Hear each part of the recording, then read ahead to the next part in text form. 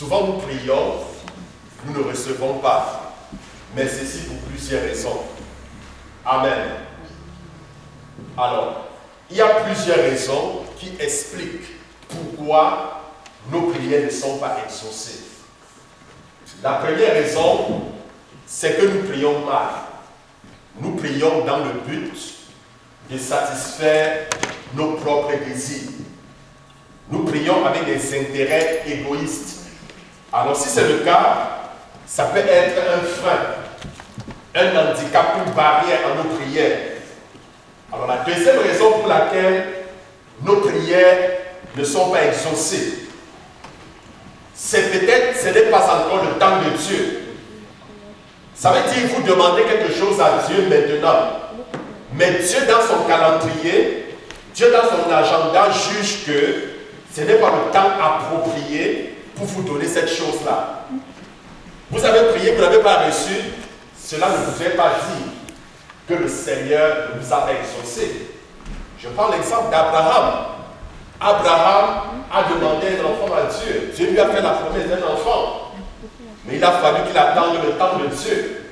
Alors 25 ans plus tard, la promesse de Dieu s'est accomplie. La troisième raison pour laquelle nos prières ne sont pas répondues, nos prières ne sont pas exaucées, ça peut être le péché. Parce que la Bible dit en fait que la main de l'Éternel n'est pas courte pour sauver, ni ses oreilles trop dures pour entendre. Donc ce sont nos péchés qui mettent une séparation et l'empêchent d'agir. Alors le Seigneur lui-même se plaint en disant, celui qui a créé les oreilles n'a-t-il pas les oreilles pour entendre? Celui qui a créé la main n'a-t-il pas les bras pour nous délivrer? Il dit non, que ce sont nos péchés qui nous cachent de sa face et l'empêchent d'agir. Alors la quatrième raison pour laquelle nos prières peuvent ne pas être exaucées, ça peut être les forces des ténèbres, les puissances maléfiques qui bloquent ou alors qui retardent l'accomplissement de nos prières. Alors, quelles que soient les raisons, nous devons toujours prier. Examinons-nous d'abord, c'est pour cela qu'il est important, lorsque vous venez dans la présence du Seigneur, examinez-vous, confessez vos péchés, demandez au Seigneur de vous pardonner. Là, vous éliminez le premier obstacle qui est votre péché, qui peut vous empêcher de recevoir de la part de Dieu. Alors si vous priez et que vous ne recevez pas, peut-être ce n'est pas encore le temps de Dieu. Alors ne vous découragez pas, insistez dans la prière, persistez dans la prière. Peut-être ce sont des forces, des puissances, des démons qui retiennent la réponse à ta prière. Ne t'arrête pas. Engage-toi dans le combat spirituel afin de relâcher ta bénédiction. Bien-aimé, dans Habakkuk, chapitre 2, le verset 2, l'Éternel m'adressa la parole et il dit, écris la prophétie, grave-la sur des tables, afin qu'on la lise couramment. Car c'est une prophétie dont le thème est déjà fixé. Elle marche vers son thème et elle ne mentira pas. Si elle tarde, attends-la, car elle s'accomplira et elle s'accomplira certainement. Alors bien aimé, quand la Bible parle de prophétie, c'est la prophétie en fait, c'est quoi? La prophétie, c'est la parole de Dieu te concernant.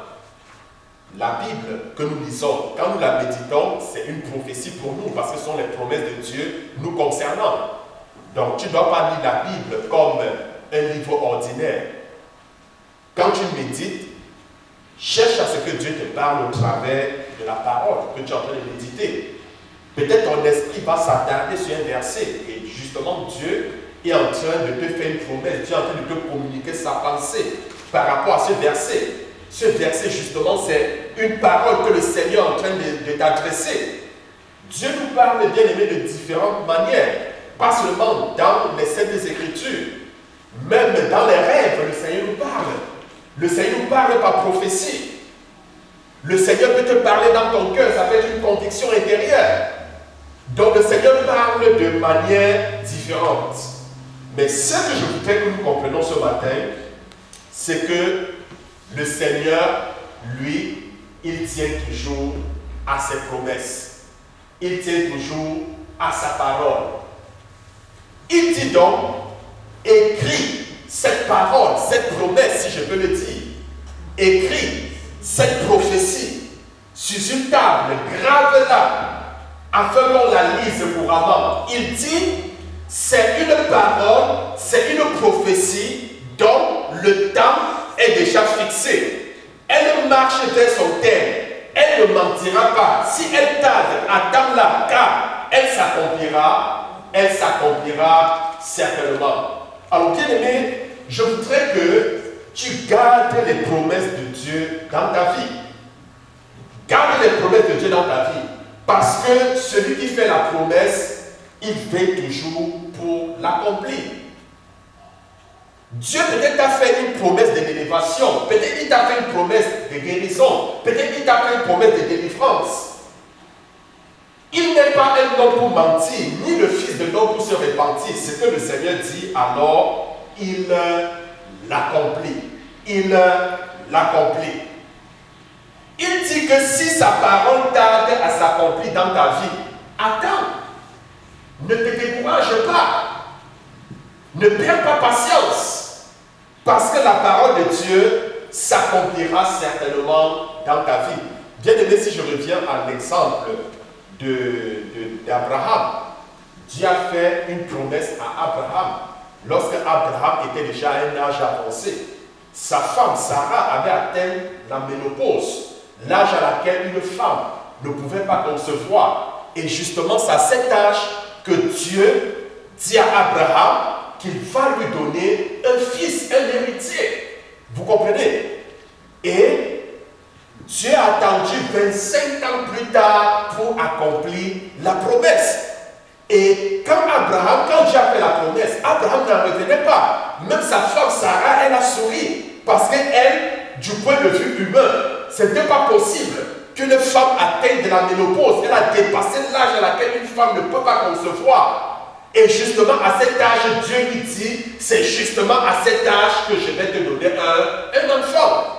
Elle a cherché à avoir un enfant durant sa jeunesse. À 20 ans, 30 ans, 40 ans, elle n'a pas pu. Elle a atteint 70 ans, elle est déjà ménopausée. C'est à cet âge que Dieu lui dit, c'est le temps pour moi de te donner un enfant. Bien aimé, le temps de Dieu est le meilleur. Est-ce que tu peux dire à quelqu'un, le temps de Dieu est le meilleur? Oui, le temps de Dieu est le meilleur. Et bien même quand Dieu lui fait la promesse s'accomplit 25 ans plus tard. Ça veut dire quoi? Ça veut dire que si elle était ménopausée, excusez-moi, je t'aime 2 fois, Dieu a attendu qu'elle soit ménopausée au moins 25 fois. Est-ce que vous comprenez? Ça veut dire que ses chances, du point de vue scientifique, soient quasi impossibles. C'est en ce moment-là que Dieu a accompli sa promesse. Ceci nous fait tout simplement comprendre que ce qui est impossible aux hommes est possible à Dieu. Parce que la Bible dit dans Luc chapitre 1, le verset 37, car rien n'est impossible à Dieu. Rien n'est impossible à Dieu. C'est pour cela que Jésus a dit, venez à moi. Venez à moi, vous tous qui êtes chargés. Venez à moi, vous tous qui êtes fatigués. Et je vous donnerai du repos. Es-tu chargé? Es-tu dépassé? Es-tu accablé? Est-ce que l'hôpital, la science souffre d'une maladie au point où la science a dit qu'on ne pouvait rien faire pour toi? Bien-aimé, Jésus est la solution. Amen. Jésus est la solution. Le problème aujourd'hui, c'est quoi? Le problème aujourd'hui, c'est que nous avons perdu la foi en Dieu. C'est ça le problème. Et la seule chose que ça prend pour que Dieu agisse dans nos vies, c'est quoi? C'est la foi. Parce que sans la foi, aucun homme ne peut rien recevoir de Dieu. Et la Bible est claire là-dessus, le Seigneur est clair. Il dit, si quelqu'un doute, qu'il ne croit pas recevoir quelque chose de moi. Et aujourd'hui, c'est ça, c'est le doute. C'est le doute. Vous allez voir certaines personnes marchent dans la sanctification. L'intention de prier est pure et claire. Mais ce qui leur manque, c'est quoi? C'est la foi. C'est la foi. Jésus même, un jour il est arrivé dans sa ville natale, la Bible dit, il n'a pas pu accomplir un seul miracle. Vous savez pourquoi? À cause de l'incrédulité de la population, à cause du doute des gens à qui il parlait. Donc, bien aimé, je voudrais tout simplement t'encourager ce matin à avoir la foi. Et la foi garde la promesse de Dieu et elle s'accomplira dans ta vie. Alors, bien aimé, il est important de connaître la pensée de Dieu, de connaître le temps dans lequel nous vivons. Il est dit au sujet des fils d'Issachar dans 1 Chronique chapitre 12, le verset 32. 1 Chronique chapitre 12, verset 32. La Bible dit que les fils d'Issachar, ayant l'intelligence et le temps pour savoir ce que devait faire Israël, 200 chefs et tous leurs frères sous les ordres. Alors, bien aimé, la Bible nous parle en fait des enfants des fils d'Issachar qui avaient la connaissance du temps. Est-ce que vous comprenez? La Bible dit en fait qu'il y a un temps pour chaque chose. Comprenez-le bien ce matin. Il y a un temps pour souffrir, il y a un temps pour se réjouir. Il y a un temps pour pleurer, il y a un temps pour sourire. Tout de même comme il y a un temps pour naître, il y a aussi un temps pour mourir. Donc, il y a des temps et des saisons dans le calendrier de Dieu. Alors, dans un adage de chez nous, on dit que, quelle que soit la durée de la nuit, le jour finira par paraître.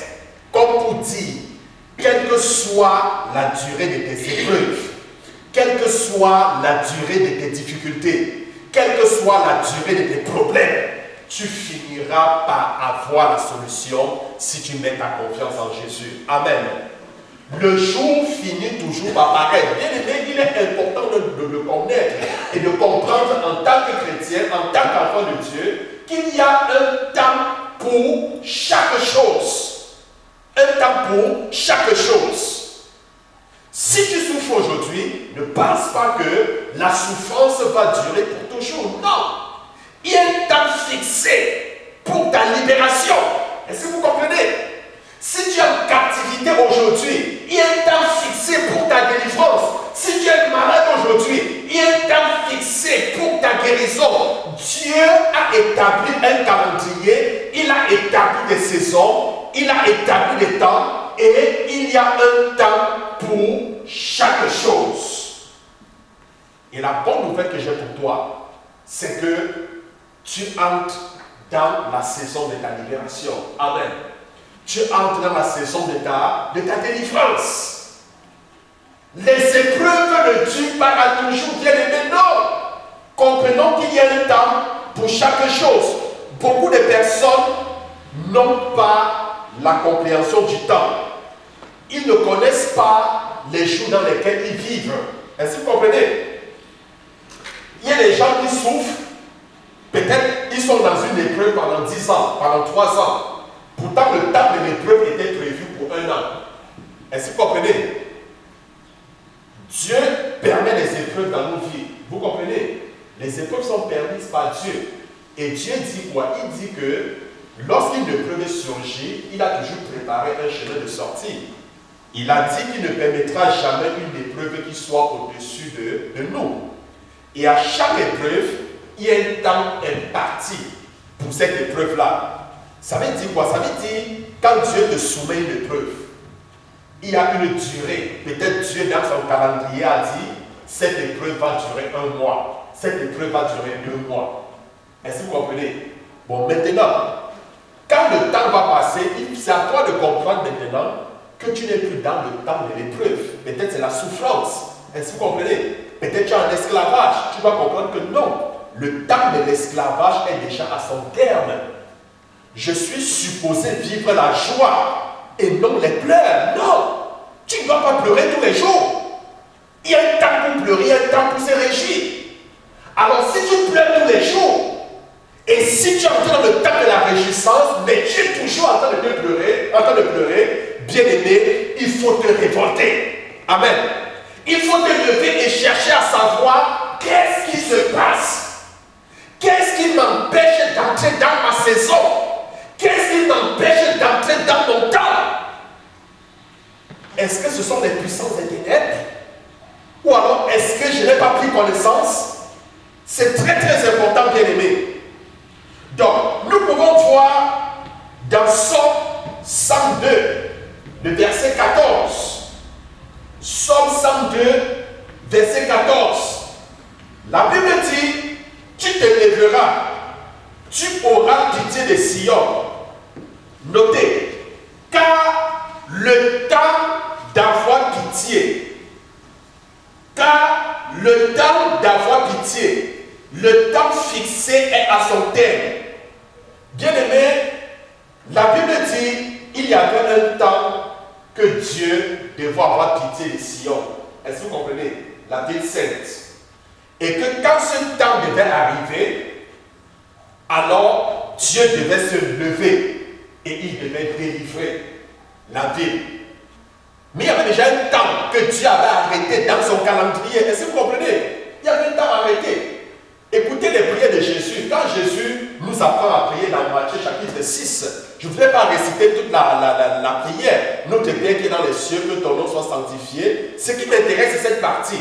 Que ton règne vienne et que ta volonté soit faite sur la terre comme au ciel. Jésus nous demande à nous, en tant que ses enfants, en tant qu'Église, de prier afin que sa volonté s'accomplisse dans nos vies sur terre comme il l'a arrêté au ciel. Est-ce que vous comprenez? Ceci veut dire Dieu a une volonté concernant chacun de nous qu'il a arrêté au ciel. Dieu a un agenda, un calendrier bien arrêté pour chacun de nous. Dans ce calendrier, Dieu a prévu que, bon, voilà, ma fille X, durant le mois de novembre, elle va subir telle épreuve. Durant le mois de décembre, ça sera la réjouissance. Est-ce que vous comprenez? Il a tout arrêté dans son calendrier. Et il nous demande de prier afin que sa volonté s'accomplisse sur la terre, dans nos vies, dans nos familles, dans nos foyers, comme il l'a arrêté au ciel. Est-ce que tu peux lever ta main droite ce matin et dire, Seigneur, accomplis ta volonté dans ma vie, dans mon foyer, dans ma maison, comme tu l'as arrêté au ciel, au nom de Jésus. Est-ce que tu peux dire Amen? Amen. Bien-aimé, le temps de Dieu est très, très important. Alors je disais, il y avait un temps fixé pour Sion. Le temps de la délivrance, le temps d'avoir pitié. Et quand le temps est arrivé, qu'est-ce qui s'est passé? Dieu a eu pitié de la ville et il a sauvé la ville. La Bible dit au sujet de Jésus, écoutez bien, il est l'agneau de Dieu qui avait été immolé avant la fondation des temps. Est-ce que vous comprenez? Et quand le temps est venu, Dieu a envoyé son Fils sauver l'humanité. Est-ce que vous comprenez? Est-ce que vous savez que avant que l'homme ne désobéisse, avant que l'homme n'échoue, Dieu connaissait déjà que l'homme devait échouer. Il connaissait et Dieu avait déjà préparé la solution au problème de l'homme. Est-ce que vous comprenez? Et Dieu avait déjà fixé un temps pour résoudre le problème de l'homme avant même que l'homme ne pêche. Est-ce que je me fais comprendre? Parce que la Bible dit Jésus est l'agneau de Dieu. Écoutez bien les Saintes Écritures.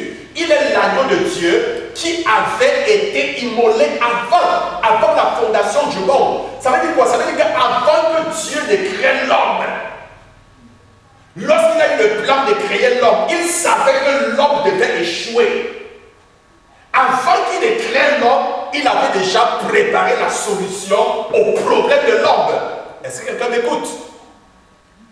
Comme pour nous dire que ce n'est pas le problème qui est plus ancien que la solution, mais c'est la solution qui est plus ancienne que le problème.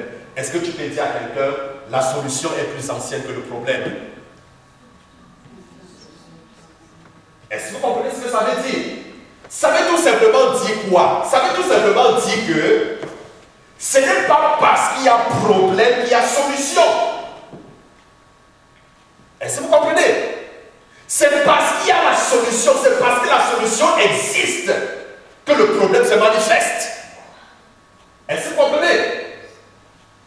Je veux tout simplement te dire, avant que tu ne traverses l'épreuve, avant que les problèmes que tu as t'arrivent, Dieu avait déjà pourvu à la solution.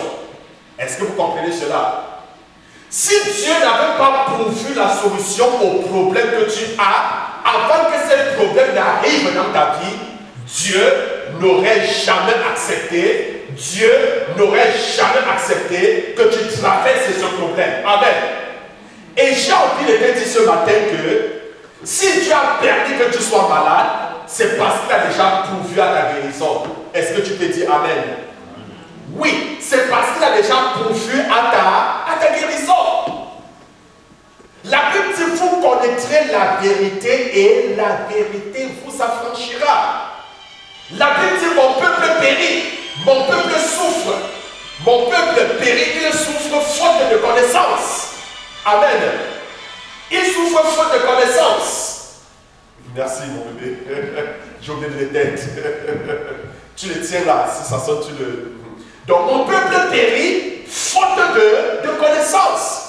Donc bien aimé, vous connaîtrez la vérité et la vérité vous affranchira. Souvent quand nous avons des problèmes, mais pourquoi est-ce que nous ne pensons pas que la solution, si nous avons des problèmes, c'est parce que Dieu avait déjà pourvu à la solution. Amen. Oui. Et si nous regardons les choses ainsi, c'est comme ça que nous entrons en possession de la solution. Gloire à Dieu.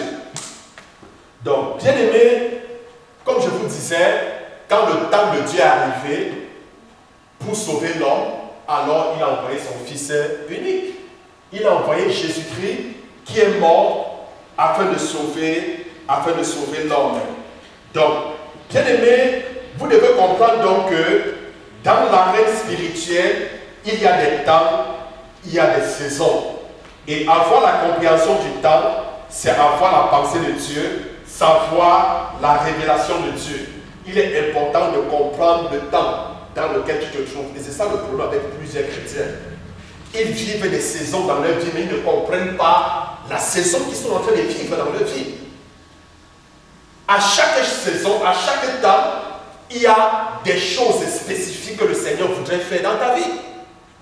Il est donc important de comprendre à chaque saison, à chaque moment, qu'est-ce que le Seigneur, quelle est la pensée de Dieu pour moi le mois de novembre? Quelle est la pensée de Dieu pour moi pour ce mois d'août? Quelle est la pensée de Dieu pour moi? Ce mois qui arrive, quelle est la pensée de Dieu pour moi? Quelle est l'orientation de Dieu pour moi? Parce que ce que Dieu a pour toi le mois d'août, ce n'est pas ce qu'il aura pour toi le mois de septembre. Il est important de connaître. Cette année 2021, quelle est la pensée de Dieu pour moi? Quels sont les accomplissements que Dieu voudrait que je fasse dans ma vie? C'est important de connaître le temps, la saison dans laquelle tu te trouves. Bien aimé, une histoire assez intéressante dans Daniel chapitre 9. Daniel chapitre 9, le verset 2 au verset 3. La Bible dit, la première année de son règne, moi Daniel, je vis par les livres qu'il devait s'écouler 70 ans pour les ruines de Jérusalem, d'après le nombre des années dont l'Éternel avait parlé à Jérémie le prophète. J'ai tourné ma face vers le Seigneur Dieu afin de recourir à la prière et aux supplications en jeûnant et en prenant le sac et la cendre. En fait, je vous raconte rapidement l'histoire. Le peuple d'Israël était en captivité à Babylone. Et Dieu, dans son agenda, avait prévu que la captivité devait durer 70 ans. C'est-à-dire 70 ans, le peuple d'Israël devait être asservi par une autre nation. Il devait être sous la domination d'une autre nation. Et à Babylone dans une autre nation. Est-ce que vous comprenez? Parce qu'ils ont été déportés. Ça veut dire quoi? Ça veut dire qu'ils travaillaient pour les autres. Ils étaient des esclaves. Ce sont eux qui travaillaient pour les autres. Ils construisaient les maisons et les autres habitaient. Ils travaillaient, les autres se réjouissaient. Et ce temps était fixé pour une durée de 70 ans. Et la Bible dit, les 70 ans se sont écoulés et plus. Mais le peuple était toujours dans la captivité. La montagne de tout homme, c'est la montagne de l'ignorance. Le problème de tout homme, c'est le problème de l'ignorance. La Bible dit dans Osée 4, verset 6, mon peuple périt. Osée, chapitre 4, verset 6.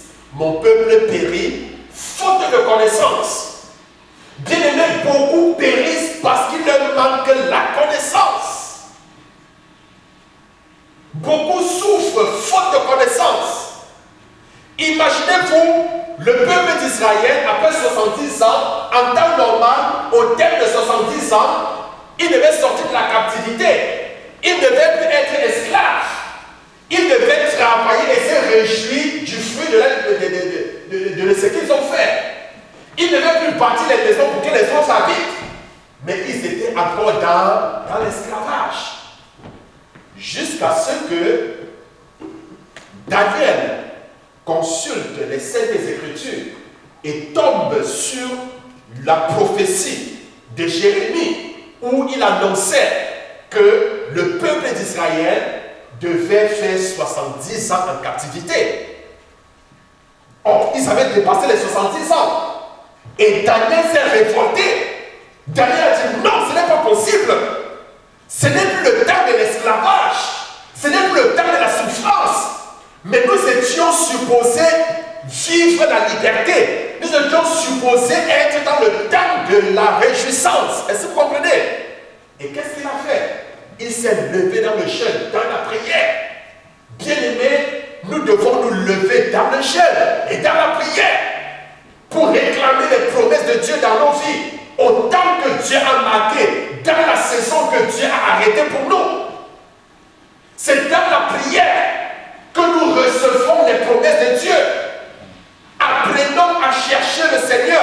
Nous les cherchons dans le jeûne, dans la prière. C'est très important. Bien-aimés, la Bible déclare, Daniel a pris un temps de jeûne et de prière. Il a pris 21 jours de prière. 21 jours. 21 jours. Nous lisons Daniel chapitre 10, le verset 12 au verset 13. Daniel chapitre 10, le verset 12 au verset 13.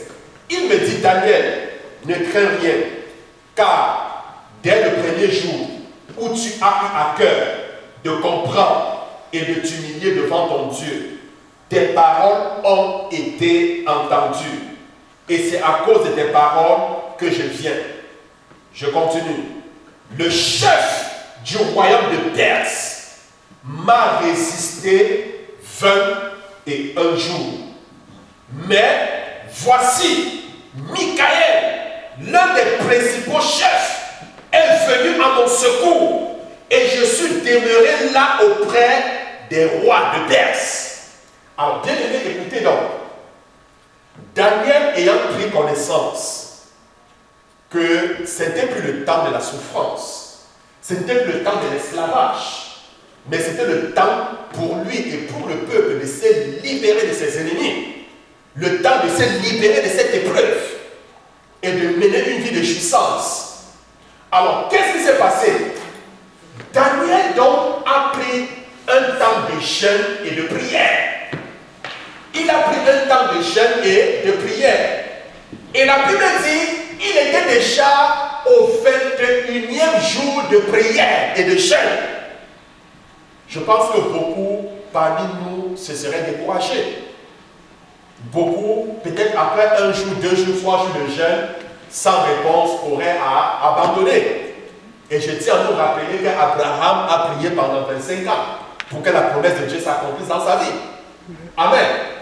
Mais ce qui est intéressant ici, c'est quoi? C'est que il était au 21e jour, pourtant Dieu avait répondu à sa prière depuis le premier jour.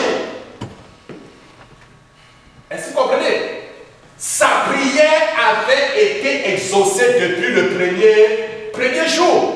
Ça revient à ce que je vous disais au début du message. L'une des choses qui peuvent empêcher, qui peuvent retarder l'accomplissement de nos prières, ça peut être les esprits méchants, ça peut être le diable qui bloque.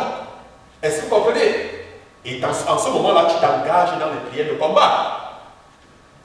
Alors, Daniel a prié pour avoir une réponse de la part de Dieu. Et depuis le premier jour, Dieu a répondu en envoyant l'ange Gabriel avec le message, la solution au problème. Et l'ange Gabriel a été retenu par le roi des Perses. Quand on parle du roi des Perses, c'est le symbole de Satan. Est-ce que vous comprenez? Donc il a été retenu par Satan et sa cohorte dans les cieux. L'apôtre Paul dit quoi? L'apôtre Paul dit, nous ne combattons pas la chair ni le sang, mais nous combattons les esprits méchants dans les lieux célestes. Les armes avec lesquelles nous combattons ne sont pas physiques, mais ces armes sont spirituelles. Bien aimés, nos ennemis sont spirituels. Nos ennemis, c'est Satan. Apprenez à dire Satan arrière de moi, parce que derrière chaque problème que tu traverses, derrière chaque épreuve, chaque situation que tu traverses, écoute, apprends à dire Satan arrière de moi. Arrière de moi. Alors, l'enseignement que nous tirons de ce passage, c'est de prier de manière persistante. C'est de ne jamais lâcher dans la prière. De ne jamais lâcher. Si Daniel avait lâché le 3e jour, il n'aurait pas eu la solution. S'il avait abandonné le 20e jour, il n'aurait pas eu la solution. Bien aimé, j'ai l'habitude de dire, priez jusqu'à ce que vous obtenez la solution. Amen. Prie jusqu'à l'obtention de la solution. Tant que tu n'as pas encore obtenu ce que tu désires, continue à prier. Même si cela te prend 25 ans, même si cela te prend 30 ans, continue à faire quoi? À prier. Ne te lasse pas dans la prière. Ne te fatigue pas dans la prière. Parce que le temps de Dieu est le meilleur. Et le temps de Dieu n'est pas le nôtre. Amen. Parce que souvent tu me dis, Seigneur, telle chose est bien pour moi maintenant. Tu peux par exemple dire, Seigneur, j'ai besoin d'une voiture. Je prends un exemple. J'ai besoin d'une voiture. Non, la voiture est importante pour moi ce mois-ci. Mais pourtant, Dieu lui voit que la voiture sera importante pour toi dans 5 ans. Est-ce que vous comprenez? Dans son agenda, lui trouve que non, la voiture sera importante pour toi dans 5 ans. Prie, continue à prier, mais c'est dans 5 ans qu'il va te donner. Mais tu peux prier, et puis le Seigneur justement a voulu te donner la voiture là. Mais cependant, il y a des obstacles, il y a des forteresses. Nous avons des ennemis. La Bible dit, votre ennemi, le diable, rôde comme un lion rugissant, cherchant qu'il dévorera. Donc n'ignorons pas la présence constante de l'ennemi, qui est là pour nous affliger, qui est là pour nous attaquer. Bien aimé, Daniel a prié. Et puis, depuis le premier jour, Dieu a envoyé l'ange Gabriel en passant au ciel. Le ciel est tellement bien organisé. Je vois l'organisation comme suit. Il y a le département de la communication, ou alors le ministère de la communication, d'accord? Et à la tête du ministère de la communication, je vois l'archange Gabriel. Ça veut dire quoi? Ça veut dire tout ce qui a trait à la communication, c'est lui qui est chargé. Est-ce que vous comprenez? Par exemple, c'est lui qui a apporté le message à qui? À Marie, l'annonçant qu'elle devait tomber enceinte, qu'elle devait avoir l'enfant. À plusieurs niveaux, nous voyons l'ange Gabriel dans son rôle de communication porter le message. Est-ce que vous comprenez? Donc tout ce qui a trait à la communication, c'est lui qui est le chargé de la communication. Je peux voir le ministère de la défense, des forces armées. À la tête, je vois l'archange Michael. Amen. Le chef de guerre. Donc quand il y a un problème de bataille de guerre, c'est lui qui prend la tête, c'est lui qui est devant. Est-ce que vous comprenez? Alors, qu'est-ce qui s'est passé? Quand Daniel a prié, Dieu a envoyé un ange de communication pour relayer le message que Daniel avait besoin. Alors cet ange, Gabriel, a été retenu par Satan et ses démons pour empêcher que Daniel reçoive la solution afin de maintenir le peuple dans la servitude, afin de le maintenir dans la souffrance. Est-ce que vous comprenez? C'est ça le rôle du diable. Le diable veut te maintenir dans la souffrance, il veut te maintenir dans l'échec, il veut te maintenir dans la désolation, il veut te maintenir dans le chaos. Mais ne lâche pas dans la prière. Quand vous commencez à prier sérieusement, le diable commence à avoir peur de vous. Est-ce que vous comprenez? Il commence à avoir peur. La chose que le diable va combattre dans vos vies, c'est vos vies de prière. Le diable va s'attaquer à ta vie de prière. Il va tout faire pour que tu ne pries pas. Parce qu'à partir du moment où tu commences à prier, tu deviens dangereux pour lui. Amen. Alors, l'ange Gabriel a été donc tenu en captivité. Daniel a insisté dans l'art du combat spirituel. Il a insisté dans la prière. Et Dieu a envoyé qui?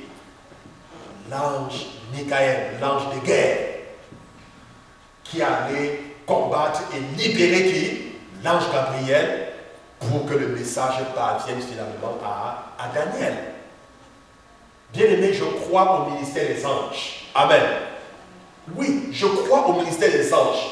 Qu'est-ce que la Bible dit au sujet des anges? La Bible dit, les anges sont les esprits au service des saints. Les anges sont quoi? Des esprits au service des saints. Ça veut tout simplement dire que les anges sont là pour aider les saints. Les enfants de Dieu à accomplir leur mission. Et nous le voyons à plusieurs reprises dans la Bible. Comment est-ce qu'ils aidaient les enfants de Dieu à accomplir la mission? Souvent dans des combats, souvent dans l'art du combat spirituel, quand tu pries, les anges viennent à ton secours. Est-ce que vous comprenez? Les anges viennent batailler pour toi. Regardez, lorsque Élisée était entouré par l'armée du roi, qui était son ennemi, il était avec Géasi, son serviteur. Géasi a paniqué et a dit, mais nous ne sommes que deux contre toute cette armée, comment va-t-on faire? Géasi lui dit, mais qui t'a dit que nous sommes deux? Géasi a dit, Seigneur, ô Éternel, ouvre ses yeux. Et quand Dieu a ouvert ses yeux, Géasi a vu les anges et les chars de Dieu qui avaient complètement cerné l'ennemi. Est-ce que vous comprenez? La Bible dit, celui qui en nous est plus grand, est plus fort que celui qui est dans le monde. Bien aimé, si Dieu est pour nous, qui sera contre nous? Si Dieu est de ton côté, qui peut se tenir contre toi? Qui peut se tenir contre toi? La Bible dit, aucune arme forgée contre toi ne pourra prospérer. Je dis ne pourra prospérer. Parce que tu as fait de l'Éternel ta force. Tu as fait de l'Éternel ton refuge. L'Éternel est ton Dieu. Il est ton Dieu. Alors, bien aimé, je voudrais chuter avec ce point. Quand nous prenons nos Bibles dans Genèse, Genèse au chapitre 15, le verset 13. Genèse au chapitre 15, le verset 13. Et l'Éternel dit à Abraham, sache que tes descendants seront étrangers dans un pays qui ne sera point à eux. Ils y seront asservis et on les opprimera pendant 400 ans. Est-ce que vous avez suivi? Dieu appelle Abraham. Il fait une alliance avec Abraham. Il dit à Abraham, écoute, sache que ta descendance, il n'a même pas encore donné une descendance, il n'a pas encore mis ça. Il dit que sache que ta descendance sera asservie. Ils seront esclaves dans un autre pays. Et ils vont passer dans ce pays-là 400 ans d'esclavage. Donc nous comprenons que l'esclavage du peuple d'Israël en Égypte, c'était dans le calendrier de Dieu depuis, avant que Dieu ne crée même le peuple. Est-ce que vous comprenez? Avant même que... oui! Dieu a déjà ça dans son peuple. Dieu a déjà ça dans son calendrier. Ce n'est pas pour vous dire, ce qui vous arrive, ce n'est pas le fruit du hasard. Est-ce que vous comprenez? Parce que souvent, en tant que chrétiens, nous pensons que tout ce qui nous arrive, tout ce qui nous... Non, la Bible dit toutes choses concourent au bien de ceux qui aiment qui? Le Seigneur.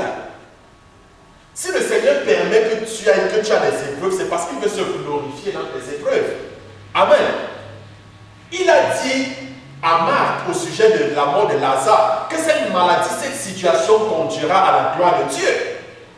Et je dirais pareil pour toi, ton problème conduira à la gloire de Dieu. Ça conduira à la gloire de Dieu et non à la gloire de Satan.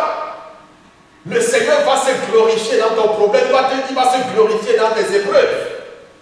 Alors bien aimé, Dieu dit donc à Moïse, à Abraham, ta descendance sera en captivité dans un pays étranger. Ils y seront asservis pendant 400 années. Alors, lorsque nous allons un peu plus loin, dans Exode chapitre 12, Exode chapitre 12, le verset 40, la Bible dit, le séjour des enfants d'Israël en Égypte fut de 430 ans. 430 ans. Quelqu'un a-t-il vu une différence? Une différence de 30 années. Mais c'était quoi le calendrier? C'était quoi dans le calendrier de Dieu? Dieu dit à Abraham que quoi? Ton peuple sera asservi. Ils seront en esclavage pendant combien d'années? 400 ans. Et la Bible nous fait donc comprendre dans Exode 12 et 40 que le séjour des enfants d'Israël en Égypte fut de combien? 430 ans. Alors ça veut dire quoi? Ça veut dire qu'il y a 30 années de plus qui se sont ajoutées. 30 ans de plus qui se sont ajoutés. Et les 30 ans là ne sont pas dans le plan de Dieu. Amen. Et les 30 ans, c'est ce que j'appelle le retard dans l'accomplissement du plan de Dieu dans nos vies. Les 30 ans, c'est ce que j'appelle quoi? Le retard dans l'accomplissement du plan de Dieu dans nos vies. Plusieurs choses peuvent retarder l'accomplissement du plan de Dieu dans nos vies. Peut-être tu as promis que tu seras ci, tu seras ça. Peut-être dans 10 ans. Peut-être il sera 3 ans. Mais ça t'a pris 5 ans. Il y a 2 années de plus. Peut-être qu'il sera 1 an. Dieu t'avait promis que tu devais être ci. Mais tu n'as pas encore atteint ce que Dieu a dit. Ça veut dire qu'il y a déjà 1 an de retard dans l'accomplissement du plan de Dieu dans ta vie. Ça pourrait être des forteresses. Ça pourrait être des puissances qui t'empêchent d'entrer en possession de ton héritage. Mais bien aimé ce matin, tout retard dans l'accomplissement du plan de Dieu dans ta vie, je détruis au nom de Jésus-Christ. Je ne comprends pas ton Amen. Amen. Amen veut dire qu'il en soit ainsi. C'est ce que Amen veut dire. Donc quand tu dis Amen, ça veut dire que tu te mets en accord et tu dis par ce fait qu'il en soit ainsi. C'est ce que cela veut dire. Y a-t-il un retard dans l'accomplissement du plan de Dieu dans ta vie? Y a-t-il un retard dans tes projets? Y a-t-il un retard? Bien-aimé, ce retard, peut-être ce sont des forteresses qui le causent. Mais que ce retard soit détruit et que le plan de Dieu s'accomplisse parfaitement. Je dis bien parfaitement dans ta vie au nom de Jésus. Bien-aimé, il y a un temps pour chaque chose. Quelle que soit la durée de la nuit, le jour finit toujours par paraître. Peut-être ta nuit a duré, mais je viens te dire ce matin, cette épreuve ne durera pas pour toujours. Ces problèmes ne dureront pas pour toujours. Car il y a une fin pour chaque chose. Amen. Et je peux voir la fin de ton combat. Je peux voir la fin de ta souffrance. Je peux voir la fin de tes épreuves. Je peux voir la fin de tes épreuves. Bien-aimé, ce matin, je voudrais que tu pries de tout ton cœur. Je voudrais que tu te révoltes comme Daniel s'est révolté. Comme Daniel s'est révolté. Y a-t-il une promesse de Dieu dans ta vie, mais qui n'a pas été accomplie? Je te dirais, ne baisse pas les bras. Ne te décourage pas. Crois.